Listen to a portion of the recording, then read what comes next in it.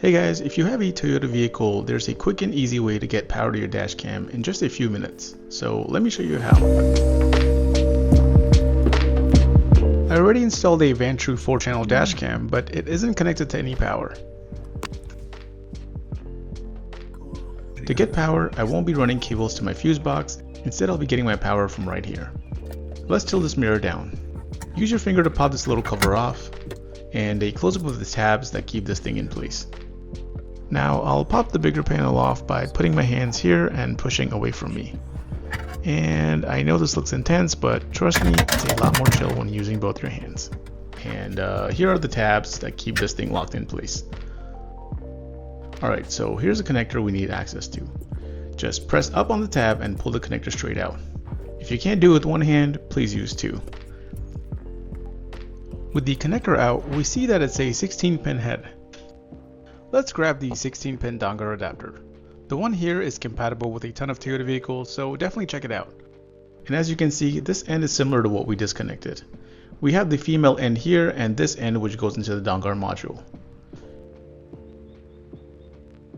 Let's attach the Dongar cable into the vehicle's connector port. I'll then attach this end to the vehicle harness. And finally, this end will go into the Dongar module. Let's power on the car to make sure the unit's getting power. And boom, there we go. I'll reconnect the plastic shroud panels in reverse order.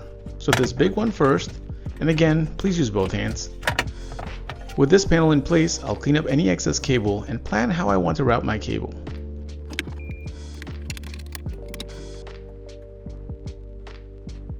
With both panel pieces in place, let me position my adapter again to make sure it goes where I want. That looks good, so I'll peel off the 3M backing and stick it onto the plastic shroud directly. Give it roughly 30 seconds to adhere properly. I've attached the short length USB cable that comes with my Dongar adapter from the module to the dash cam. With everything now set up, all that's left to do is fire up the car and we are done. So if you've been putting off setting up a dash cam, you now know how easy it can be.